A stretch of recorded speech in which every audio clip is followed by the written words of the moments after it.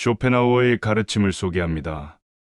나는 누구인지, 우리의 삶이 어떠한 의미를 가지는지, 어떻게 살아야 하는지, 그런 근본적인 질문을 나 스스로에게 해야 할 때, 철학은 그 길을 알려줄 것입니다.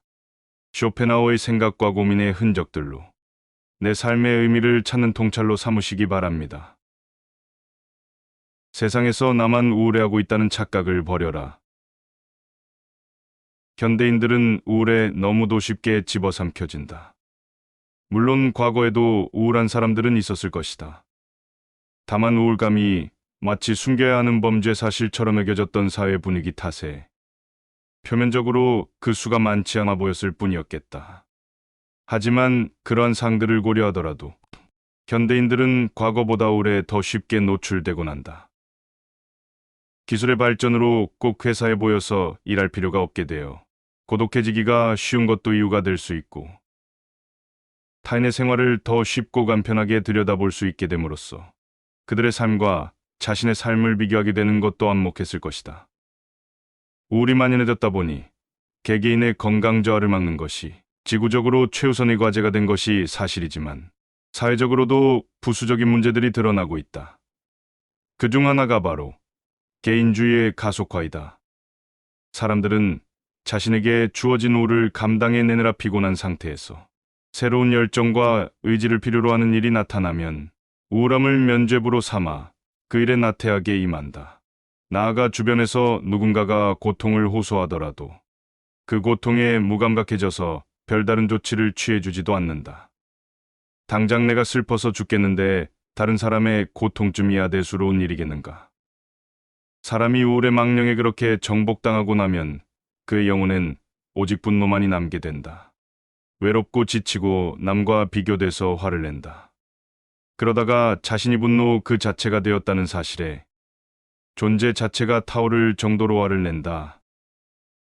그래서 그 분노를 가라앉힐 수만 있다면 얼마나 많은 양의 사물이 됐고 얼마나 많은 수의 사람이 됐든 이 세계 전부를 희생시켜도 상관없다는 결론을 내리고 만다. 나의 우울만이 이 우주에서 가장 커다란 화두라고 여기게 되는 것이다. 그것은 우울로부터 태어난 커다랗고 삐뚤어진 자의식이다. 친절해라. 우리가 만나는 사람은 모두 힘든 싸움을 하고 있다. 이러한 세태를 예견하고 한 말일지는 모르겠지만 이미 오래전에 플라톤도 그런 말을 남겼다. 우울은 나만의 것이 아니다. 길을 걷다 마주치는 이름도 모르는 사람에게도 나름의 우울은 있다. 그렇게 우리는 다들 각자의 싸움을 하고 있으니 피차 힘든 사람끼리 서로를 측은하게 여겨야만 할 것이다. 그러한 눈물겨운 움직임들을 우리는 인류애라고 부를 수 있을 것이다. 자신감이 넘치는 사람은 오히려 과묵하다. 두 명의 신인 권투 선수가 대결을 앞두고 인터뷰를 하기 위해 한 장소에 모였다. 대중들조차 두 선수에 대한 정보가 없었기에 그 인터뷰를 보기 위해 제법 많은 청중이 몰렸다. 청코너의 선수가 등장한다. 그 선수는 신인답지 않음하려한 옷을 입고 뛰어나와 여유 넘치는 표정과 제스처로 청중들에게 인사를 건넸다. 그리고 응거만한 자세로 의자에 앉아 자신이 얼마나 강하고 빠른지에 대해, 또 앞으로 쓰러뜨리고 싶은 선수들에 대해 거침없이 토해내기 시작했다. 다음으로는 홍코너의 선수가 등장했다. 그 선수는 아주 차분한 걸음걸이로 걸어나와 마찬가지로 차분한 표정으로 청코너의 선수를 바라봤다. 청코너의 선수가 화려한 언변으로 여러 차례 그를 도발했지만 홍코너의 선수는 미동 없이 그를 바라보기만 하다 아주 작게 미소만을 지었다. 다음 날 경기의 결과는 충격적이었다. 1라운드 만에 홍코너 선수가 청코너 선수를 압도적인 경기력으로 때려 눕혀버린 것이었다. 그는 인터뷰 때의 차분함은 온데간데 없이 폭풍처럼 몰아치는 주먹으로 상대를 무력화시켰다. 경기가 끝난 뒤 이장내 아나운서가 그에게 물었다. 오늘 경기력과는 달리 인터뷰에서는 다소 의기소침한 듯한 느낌까지 받았었는데요. 하루 만에 무슨 일이 있었던 거죠? 홍코너 선수가 다시 차분한 미소를 지으며 대답했다. 사실 어제도 저는 제가 이길 것을 알고 있었습니다. 저는 제게 재능이 있다는 걸 잘 알고 있었고 피를 깎는 노력을 오랫동안 해왔었거든요. 그래서 별다른 화려한 말을 준비할 필요가 없었어요. 자신 있었으니까요. 이 이야기를 들을 때마다 자신감이란 말과 허영심이란 말이 동시에 떠오른다.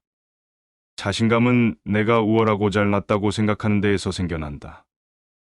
쉽게 말해서 한계인의 내면에서 생겨나는 감정이다. 하지만 허영심은 자신감과 비슷한 듯 아주 다르다. 왜냐하면 허영심이라는 감정은 한계인의 내면에서 생기는 게 아니라 개인의 바깥쪽, 그러니까 타인으로 하여금 내가 우월하다고 여기게끔 하는 것이기 때문이다.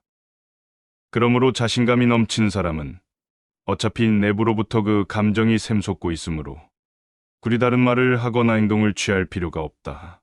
그러나 허영심만 있는 사람은 어쨌든 타인이 나를 우월하다고 여기게 하기 위해선 화려한 옷을 입든 큰 목소리를 내든 이력을 화려하게 적어놓든 이목을 끌어야 하는 것이다.